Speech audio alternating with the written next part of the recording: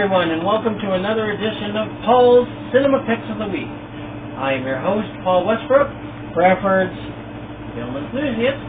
And before I begin, I want to quickly tell everybody that yesterday I was at the Niagara Falls Comic-Con yesterday, and I actually met Tanner Z, who used to do the hosting duties for the Cinema Pre-Show, Cineplex pre-shows before the main feature.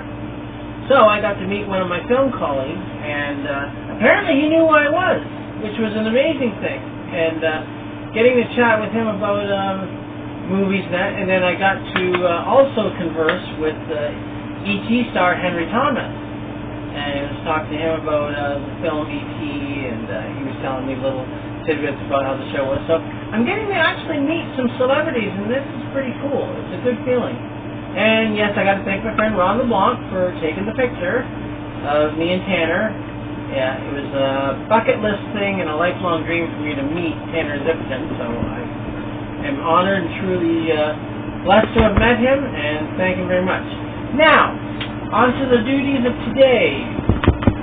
We're going to be talking about the Clint Eastwood Western movies, but not just any particular Clint Eastwood Western movie. We're going to talk about his series, which is called the Dollars Trilogy. And it encompassed about 3 different films in the series. Clint Eastwood played a almost unnamed character, although I think in one of the movies his name's Blondie, but most of the films that he did with his poncho character, with the cigar and the Western hat and guns, he was the man with no name, which means he was like a stranger that just came into your town if you needed cleaned up from the bad guys, and he was unnamed.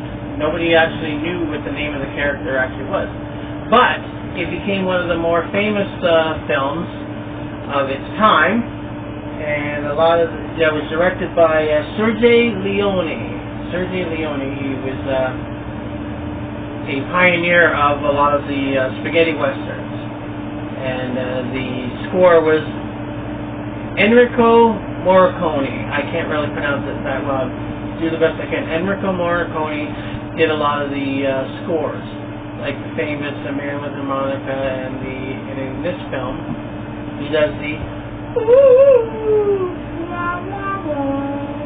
so yeah, that's how he became famous. And as a result of that, that's why a lot of these spaghetti westerns became extremely famous. So, we begin with Clint Eastwood's movie, A Fistful of Dollars. You got that there, Seth? Yep. Okay, Fistful of Dollars, yes. They said it was a first-class western, one of the all-time western classics. And my friend Gino would agree on that one, as he likes westerns too. Not as bad as much as me, but I just had to give a little name drop there. But yes, in fact, it says on the box here, it says it was the first of the spaghetti western movies, and that it became an instant international cult phenomenon. Well, I can see why, because of the fact that to this day, people still know about this movie even now. And yeah, it also says it launched the film careers of Sergio Leone and a little-known American television actor named Clint Eastwood. Oh, I wonder if he'll make anything of his career. Yes, and it says here, the man with no name. He says he became the first of the anti-heroes, because in a lot of these spaghetti westerns, a lot of the good guys weren't called heroes. They were anti-heroes. They were heroes that just bordered on the edge between outlaw and hero character. Yeah, and like a lot of spaghetti westerns also were very violent. Okay, there we go. And yeah, you give your approval, don't you? Yeah. Yeah, here's our mascot here. But anyway, getting back to the thing here, it says it has unremitting violence, gritty realism, and tongue-in-cheek humor. So a blending of all 3 of those elements. And of course, Leone's direction is taut and stylish, and the visuals are striking, because you get to see a lot of visuals of the desert. So it's great cinematography as well. And like I always said to Darren once, cinematography is not green screen or blue screen, because that's just an enhancement of the picture itself. Real cinematography is when you go on location to an actual spot and you take like the location. So if you're in the desert, you're taking a picture of the desert. That's cinematography. And of course the score, the musical score that's in this film, they said it's extremely haunting, and it's quirky at the same time, but it's mostly haunting. And as you get to know this character in the three films that he made, well, under this one, and then these are the three more popular films that he did. But anyway, yes, this was A Fistful of Dollars, and it's one I would recommend if you're a spaghetti western fan. Then there was a follow-up to it.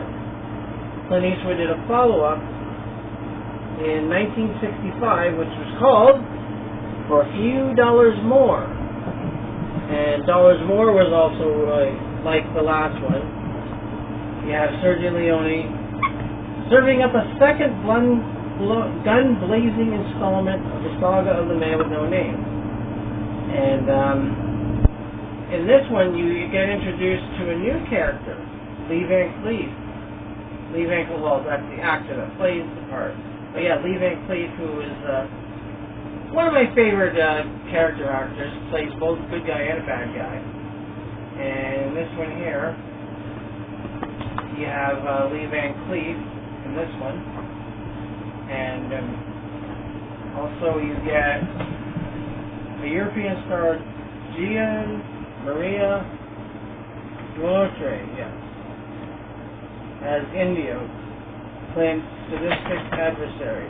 And then Lee Van Cleef joins the film. And I always wondered if he was really a good guy in this one or if he was a bad guy, because he does have the characteristics of the typical outlaw, which the outlaws were the bad guys, the ones that are going out shooting up everything. And apparently there's a early appearance of an international film star, Klaus Kinski. And he's a bad guy, and he hunchback with nervous twits, or a tic.